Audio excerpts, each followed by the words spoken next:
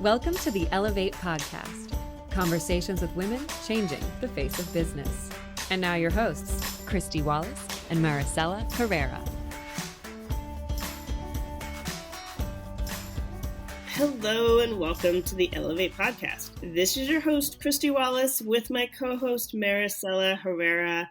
Maricella, we are coming off of an amazing Mobilize Women. So much fun.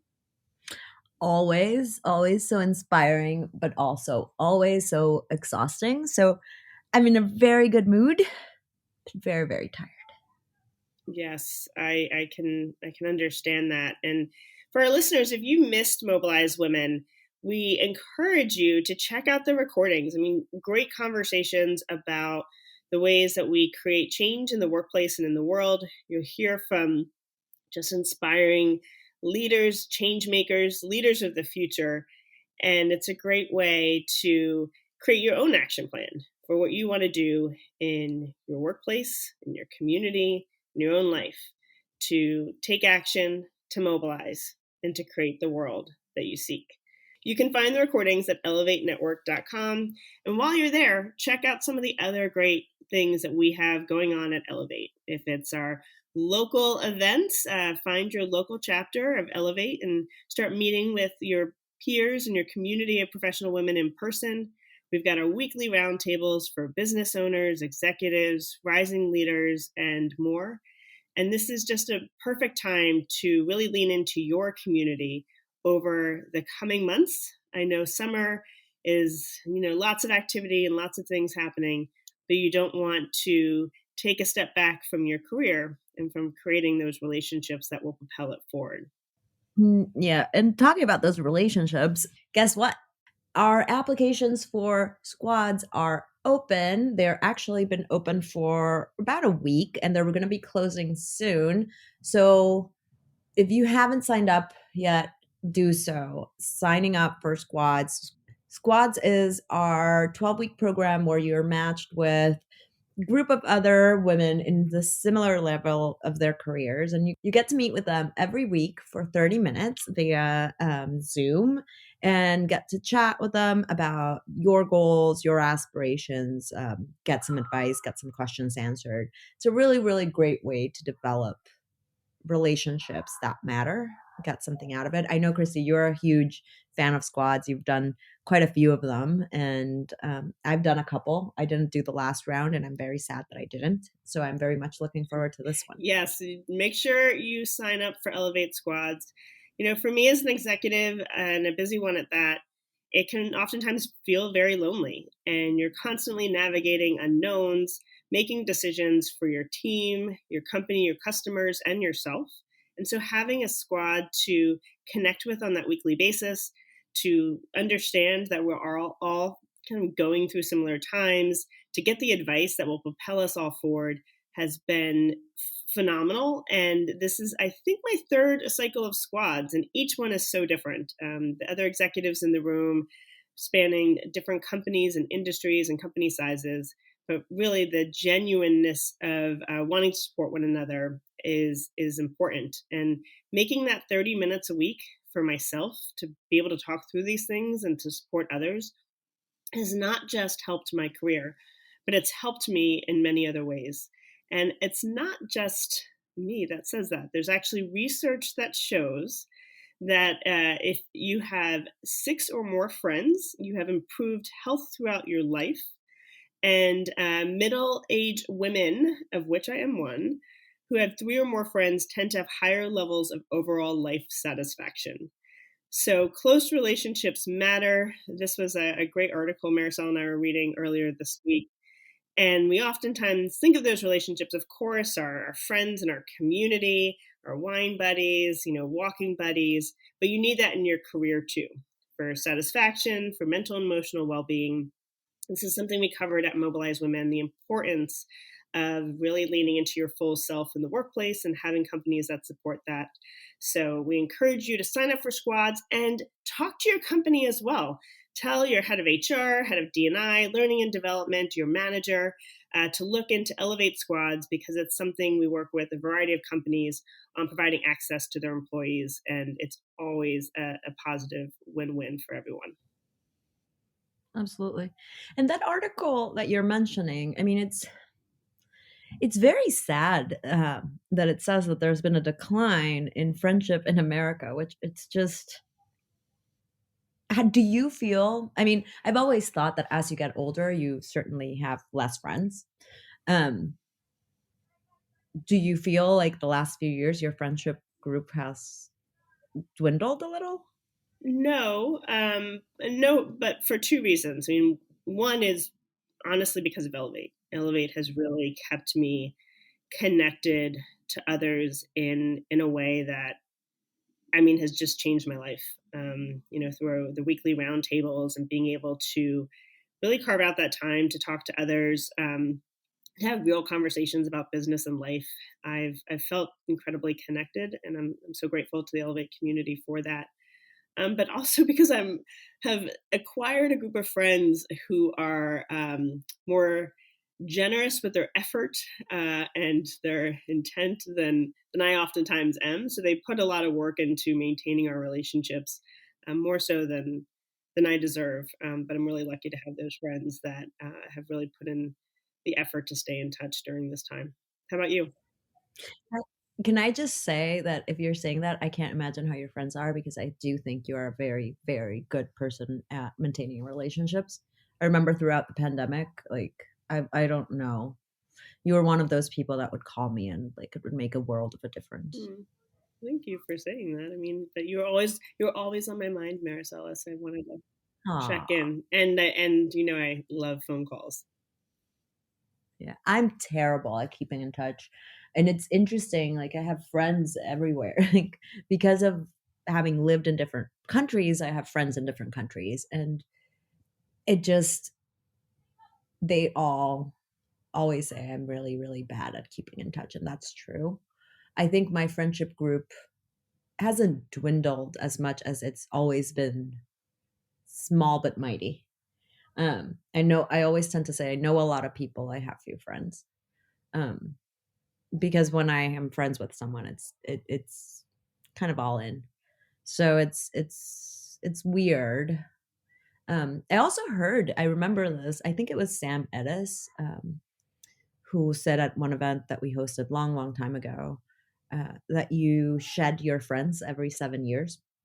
And I remember like this was years ago that I heard this, and it kind of stuck with me because I started like thinking through my group of friends, and I've certainly shed friends in different times of my life as you change, you move or you change perspectives, like as you grow up. And so it's a cycle, but the ones that stick around definitely make a huge impact in our lives and a huge impact in how Yeah, I we mean, see but things. there was that Harvard Business Review article too about just the nature of our networks, right? And we need both a close knit, deep network of relationships, that personal board of advisors. And I know many of your close friends, Maricela, and I think they definitely play that role for you. And the breadth of network, and that breadth of network, something that you can really tap into through Ellevate,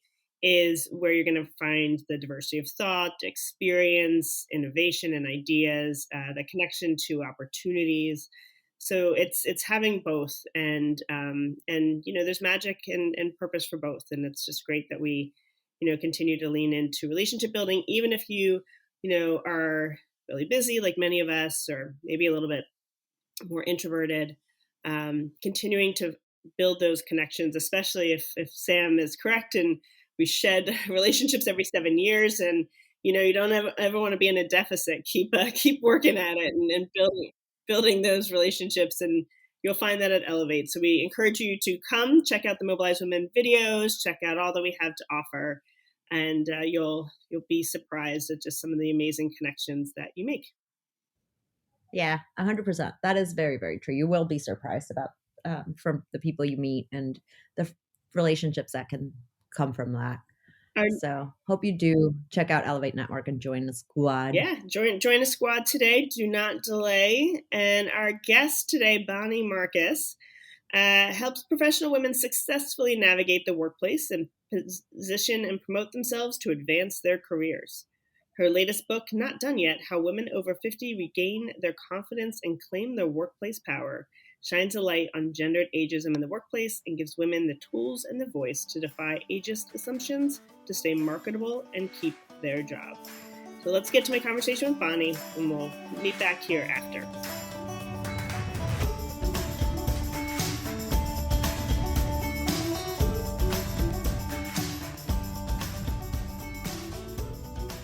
Hello, Bonnie, and welcome to the Ellevate podcast. Thanks, Kristy. It's great to be here. Let's get started knowing a little bit more about you. Bonnie, share with us your story and also the passion that's driving you now and the work that you do. Well, I started my career as a kindergarten teacher. Not many people know that, but I have a master's degree in early childhood education. And when my kids were pretty young, I got a divorce. And being a kindergarten teacher didn't pay the bills. No surprise, right? So I started to look for another job, and I interviewed with an organization, a large medical practice, for a medical secretary because I wanted a 9 to 5 job. And they turned me down. They said I was overqualified. But then 2 weeks later, they called me back and said, "We're opening up this cardiac rehab center, and it's a joint venture with about 30 docs and the management company, and we need somebody to run it. Are you interested?" And I had, Kristy, no business experience whatsoever. But I said, sure. And I went for the interview, and I somehow convinced them that I guess I had the capacity to learn because I certainly had no business savvy or training. And they taught me how to run that center. And then in a year and a half, I was running 11 and a half centers up and down the East Coast. So that was my entree into business. I learned business definitely on the job. And I had a successful career, about 25 years in the corporate space, started entry level, actually made it to the C-suite, ran a national healthcare company as CEO. And in 2007, I left that corporate arena and went out on my own and started my coaching practice. I got certified as a coach and started my own business. And my focus was to help women because I saw in my corporate career that too many women were being passed over. They were so talented, but they didn't know how to really position themselves well, how to navigate the office politics, how to advocate for themselves, create visibility for themselves. So I said, okay, this is going to be the focus of my coaching. And so I have been doing that since 2007. I wrote my first book, The Politics of Promotion, about how do women navigate the office politics so that they are positioned successfully and not blindsided. And then this past year, and actually this week is the first year anniversary of my recent book, Not Done Yet: How Women Over 50 Regain Their Confidence and Claim Workplace Power. And that's been the focus of, I'd say, the last 3 years. My passion is to certainly help women of all ages, especially those who are overlooked and potentially sidelined, who have so much to offer. And unfortunately, as women age, we see that they fall into that category where they are marginalized and diminished and very often pushed out of the workplace. So you're talking about, your new or year in work and specifically women over 50 in the workplace. And I'll be honest. So I'll tell you, Bonnie, I'm 44 and I had a birthday this year. And, it's oftentimes around birthdays or different milestones that these pop things come into our head. And for me, I was just like, wow, I've been in the workplace for over 20 years. And I'm only like halfway through my career. I still have so much ahead of me. And yet, oftentimes it's unclear what that is. I've worked my way up to CEO, so like where, what are the next things? And don't worry, listeners, I'm not leaving Ellevate, but what does the future look like for you? And it felt like this big space, and yet we know the reality is that the closer I get to 50, the more discrimination I'm going to face due to my age. And so here I'm planning what the next 20 years. And part of that planning is thinking about the workplace in which we live and the dynamics of, that discrimination and that bias. So what does your work look like around that? What is the reality for women, both aging and also new to the workplace, the two ends of the spectrum there, in terms of their experience with ageism, and how do we combat it? Well, my recent research that I just completed this fall shows that gendered ageism is real, Kristy. So 80% of the women that participated in my research had experienced some form of gendered ageism. But when you look at the entire career span of a woman, we see that gendered ageism, is much more prevalent in the beginning of a woman's career and toward the end. In my particular research, 77% of women under 35 said that they experienced gendered ageism. It got to be a little better as they approached 35 to 40. And I'd say that is the sweet spot, Kristy. That's like the nanosecond that it seems to be a good age to be a woman. But then, of course, we are often facing the motherhood penalty at that age if we decide, to be a mother. Every year after 40, incrementally it increases until the age of 59, 64 plus, where 88% of the women reported experiencing gendered ageism. So you see, it's like both ends of the spectrum, but it never disappears entirely. It stays with us through our entire career, and we see the financial implications of that, which is something that I really wanted to bring attention to with my research. Is that, first of all, we're not paid equally as we enter the workplace. So over the course of our careers, of course, we're at a deficit. If we face a motherhood penalty and we decide to take time off, or we go down to part-time, our income will suffer. And if we try to get back into the workplace, that could be challenging. And very often we have to take a salary cut.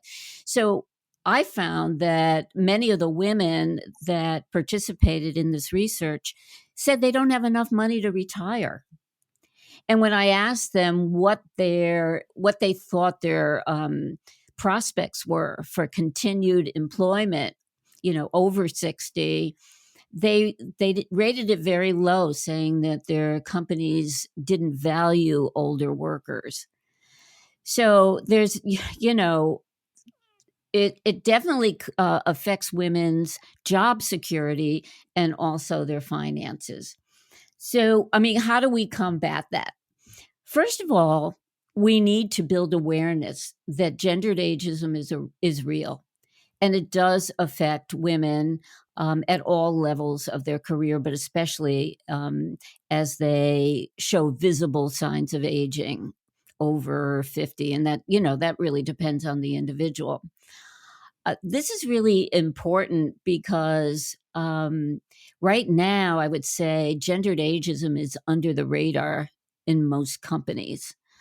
And I am trying to change the conversation around that, around women and around aging, and show that women at all ages have value, have a lot to contribute, and that putting women in categories based on age and making assumptions about them really is very damaging. So it's building awareness around that, hoping to have these conversations with companies who are interested in including gendered ageism, certainly in their DEI initiatives. And that's just beginning to happen, I find, where companies are reaching out and saying, how can we build awareness? But Kristy, the first place we need to start is with ourselves. And as I started to write the book, Not Done Yet, I found that, wow, I have a lot of ageist beliefs myself, right? I It's so ingrained in our society that we don't even realize how we have internalized a lot of these assumptions and stereotypes. So I think the first place to look for all of us is to self-reflect, hold up a mirror and challenge some of our beliefs, especially for professional women, because some of these beliefs that we have can sabotage us and we're not even aware of it. So, for instance, if we believe that we're too old to learn something new, or we're too old to ask for a raise or a promotion or get a promotion, um, then we're not going to do the kinds of things we need to do to get that raise or promotion. We're going to hold ourselves back. We're going to say, well, I what good is it going to do? I'm too old anyway. No, nobody's going to consider me. I'm not going to raise my hand. I'm not going to volunteer for special assignments. All the kinds of things that put us in the spotlight and on people's radar for these types of promotion decisions. So we need to challenge that and see, are there ways that perhaps we're holding ourselves back because we have these beliefs? There's language that we use, for example, where we're used to being like, oh, hey, I'm looking to hire a young marketing person. Anyone know, like, someone young and hungry? And that's ageism. It's defining someone by their age versus by, I'm looking for someone with 2 to 3 years of experience, or I'm Right. looking for someone. That's a much better way to put it. Well, exactly, right. And because we enter the workforce at different places, where all shouldn't be defined by that age. We should be defined by the criteria that is relevant to that role, and the work that we're doing. And so we have to just, like you're saying, start with ourselves. Spend some time. I always say, spend some time and look around you and listen, and what are the dynamics, who's being recognized, who's not, who has a voice at the table, who doesn't, who's moving up in the organization, who's not, what is the language that's used. If you are first intentional about where you work, and where you're existing, be intentional about your actions and your experiences and bias, and then put it into action every day, and work to change that.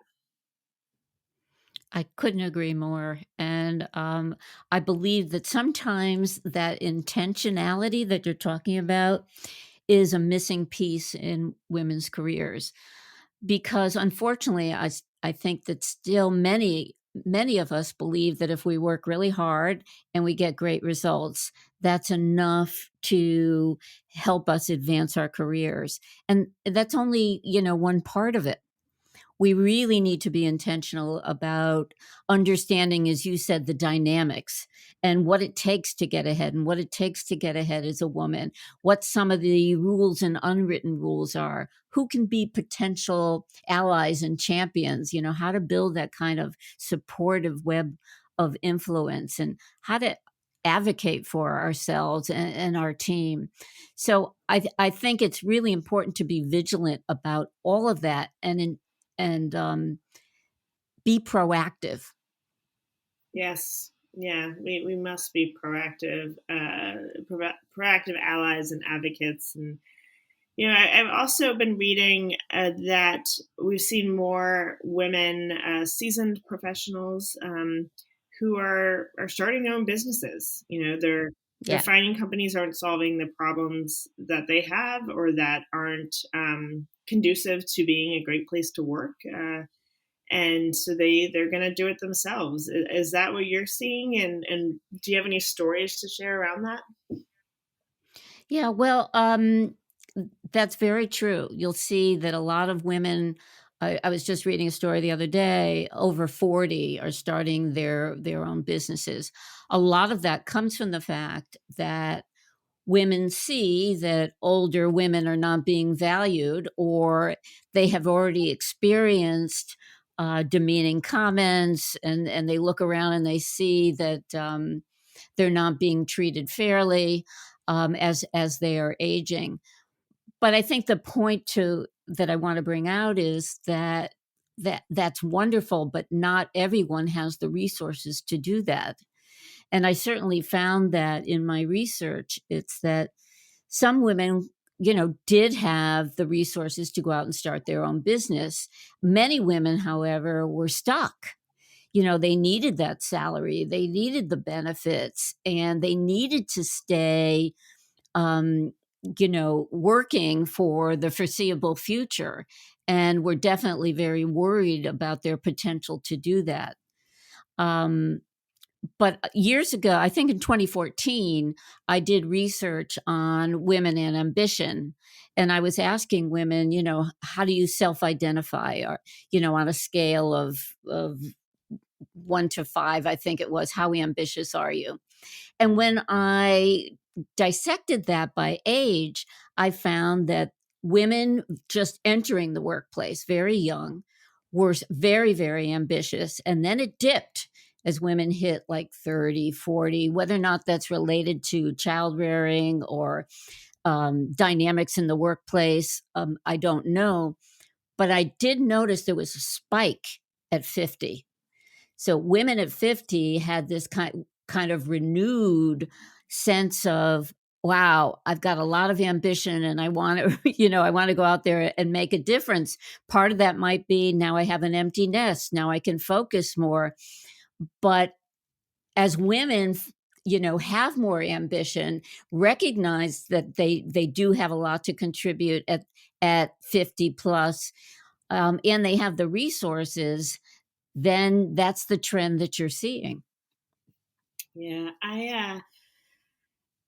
another question, just gonna put it all out there, which is appearance.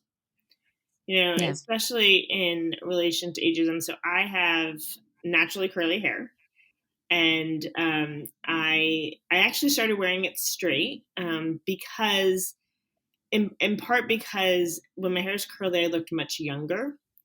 And I was constantly getting comments in the workplace about like, oh, but you're so young. You're young to have this role. It was so noticeable to me, and that was an area where it like made me feel insecure. How much is ageism tied to appearance, which sounds so icky to say, but I know it's true. Well, it's true, Kristy, for women, right? Um, our society puts such a huge emphasis on youth and beauty. And that bias is, we've internalized that. And we certainly do see that the workplace reflects that bias. And that women who are perhaps more attractive, or women who are younger looking, um, get much more attention. When I was interviewing women for my book, not done yet, uh, so many of these women had stories of how they feel pressured to look younger and to take steps to look younger. One woman telling me, she was in the fashion industry at 62. She would wake up at 3 o'clock in the morning in a panic attack that someone was going to find out her age. And then she said, and then what am I going to do? Where will I ever get a job at this age? Another woman in commercial real estate who just had eye lift surgery. And she said, this is an investment in my career, because I think that with this surgery, I'll be able to guarantee 10 more years, 10 more productive years, for my career and my business. So there is tremendous pressure that women feel to look younger, whether or not they're taking, they're doing Botox filler surgery, whatever, or simply dyeing, or as you said, straightening your hair. Um, the fact of the matter is that this is real. I mean, Catalyst did research on this. They wrote up a trend brief a couple of years ago. They called this lookism, and that women are definitely measured based on how young they look and how attractive they are. They called this lookism, which affects women earlier than men. So though men face ageism as well, women face it earlier because of the emphasis on lookism. Yeah. And Bonnie, when we're in these situations, you shared some advice earlier, but what should we do? Right. So you experience ageism in the workplace. Obviously, you hope you work for a company that, doesn't support this and works, to eliminate it. And, you have a HR person or, different channels you can go to get advice or to report it. But there are tough conversations, and many times we experience it and we don't want to speak up or don't feel comfortable speaking up. So, any tactical advice for how we navigate these situations? Well, I'm so glad you brought that out, because one of the most concerning pieces of the research I did was that um, of the 80% of the women who said they experienced it, um, 77% said they took no action at all. Why? Because they feared job loss, they feared retaliation. There wasn't a safe environment for them to bring up this topic, or some similar to where we were before Me Too, right? When we were perhaps experiencing some microaggressions or, harassment, and we felt we didn't have a voice. We felt that there was nowhere to go for help. And so a lot of the women that participated in this research felt the same way. Those that did have conversations with HR or their managers were very, very disappointed in those conversations and the outcome. So, unfortunately, there needs to be systemic change, and the only way we can create that systemic change is to make more people aware that this is a real issue, and to get it, um, you know, on the get the attention of leadership and DEI executives and HR, that this is something that needs to be addressed. I think that when somebody makes a joke, like, and believe me, in my book, I've got so many of the women shared these comments like, "Oh, you're such a dinosaur," or "You were around with Abe Lincoln, right?" I mean, not necessarily malicious, but still ageist. And that's what's called soft discrimination, because a lot of these people don't necessarily have malicious intent. But I think it's important to acknowledge how that made you feel, and that it is in fact an ageist comment, because how else do we educate? This is how we did this with Me Too, right? We acknowledged how it made us feel, and that in fact that was sexist. So I think we need to do the same when it comes to what's called hard ageism discrimination. Then I think we need to document our incidents, especially if it's repeated over time.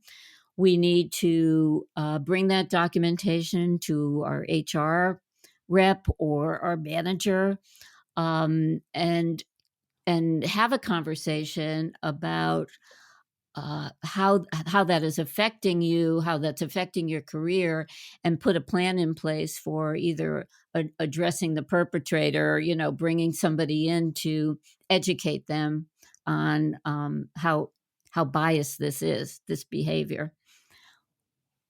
Yeah. Well, thank you so much, Bonnie, for all of the work that you are doing to combat this, to provide resources and education. It's definitely a conversation that needs to continue, and with you leading the way, I know that it will. I want to end with a few quick, fun questions for you to get to know Bonnie a bit better. Bonnie, if you could share, who would be your dream dinner guest? Oh, wow. There are so many people I'd love to have for dinner. Um, I would say the first name that really came to mind was Brene Brown. And Brene is a good one. Do you have any pet peeves? People who are late. Mm-hmm. You've never met my mother then. Sorry, Mom. Do you have a favorite recent read? Right now, I'm reading Becca Levy's new book, Breaking the Age Code. I'm going to review it for my Forbes column, but it's talking about how the age stereotypes develop and how to break the code. Any top self-care practices? Dancing. That sounds fantastic. A specific type of dancing? Zumba. All right. I love it. And a final thought you want to leave with our listeners here today?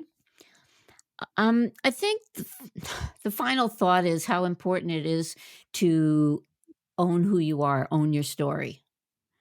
When you look back on all your experience, the good, the bad, the ugly, what lessons have you learned? And owning all of that, not apologizing for our age, but saying, wow, look at all these battles I've fought and won. I'm proud of where I am now, and I do have a lot of value to contribute. Well, thank you so much, Bonnie, for all that you shared with us on today's podcast. It was wonderful to have you here. Thanks, Kristy.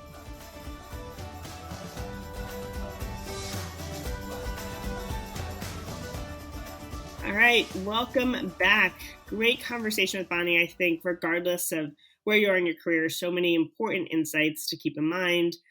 Also, it's critical for us at Ellevate that we make space for conversations like ageism, because we want all of us as allies, advocates, managers, leaders, peers, and beyond to understand the lived experiences of others, the barriers that they may be facing, and how we all play a role in overcoming those barriers. So thanks to Bonnie for helping us create space for that important conversation. In terms of making space for conversations, we continue to do that every day at Ellevate Network, not just through the podcast or Mobilize Women, but also through the squads, through our local events, and through our weekly roundtables. At upcoming roundtables, you'll be deepening networks and connecting with the community at the executive roundtable, finding mentorship in unexpected places through the Rising Leaders Roundtable, and converting every conversation to an extraordinary connection at the Entrepreneurs Roundtable. So I love this. I mean, we didn't even necessarily plan it this way, but Maricella and I spent time at the top of this podcast talking about the importance of connections.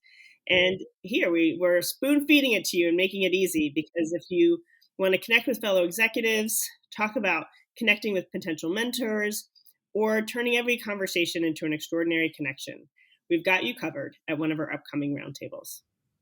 Yeah, absolutely. You should definitely join. You won't regret it. It's an hour of your week, and it'll make a big difference. Trust me. I lead the Rising Leaders one, and every time, and I know you lead the executive one, Kristy, and every week I feel like we both think kind of afterwards just a little happier and a little, better. Absolutely. And we would be remiss if we did not get to our firsts. We want to talk about women who've made recent history and really celebrate their successes. Laverne Cox, who is spectacular, became the first trans woman to have a Barbie doll modeled after her. I'm gonna say this because I don't know if you know this, but every year, I want to have, maybe she'll listen to it and next year we can make it work. It's never worked because of scheduling conflicts, but for Mobilize Women, I've been trying to get, her name's Lisa, and she's the global head for Barbie. And I really want her to come because Barbie has been doing such an amazing job in the, recent past. I'm not going to say it forever, but in the recent past of representation and inclusion. And I think it's an important story to tell. Anyway, going back to the first. I want to just, not to overextend this, but I do want to highlight that because it's a perfect example of how, yes, Barbie, did some damage over the years, Right. feeding into stereotypes about women's bodies and images, but they've really come for full circle. And to me, that shows the power of employees, customers, leaders to be intentional about the impact they have on this world and to create change in their business, to be open to that change and that evolution, not resistant to it, and to really lean into where the world is going and how they, take ownership of the impact they've had in the past, but then, really try to do as much to, overcome that by being more inclusive, by being more aware. So yeah, excited to get a Laverne Cox Barbie doll. So continuing with first, Danielle McClee became the first Black woman doctor of architecture to graduate from the University of Hawaii at Manoa. Vanessa Beasley was named the first woman president of Trinity University. Holly Davidson will become the first woman to officiate a men's Six Nations rugby team. Stephanie Dawkins Davis became Michigan's first Black woman to serve on the U.S. Court of Appeals for the Sixth Circuit. And Yumi Nu became the first Asian American plus-sized model to grace the cover of Sports Illustrated Swimsuit Edition. All right, well, that's our first for this week. Join us back here next week for a conversation between Maricella and Anne-Marie O'Neill. Anne-Marie is the CEO of Whale Rock, an LA-based media company that produces content for TV and digital media and advises other brands on media strategy, creative development, and production. Thanks so much for listening to Ellevate. If you like what you hear, help a girl out. Subscribe to the Ellevate podcast on iTunes, give us 5 stars, and share your review. Also, don't forget to follow us on Twitter at Ellevate NTWK, that's Ellevate Network, and become a member. You can learn all about membership and all the great things that Ellevate Network is doing at our website, www.ellevatenetwork.com. That's ELLEVATE network.com. And special thanks to our producer, Catherine Heller. She rocks. And to our voiceover artist, Rachel Griesinger. Thanks so much, and join us next week.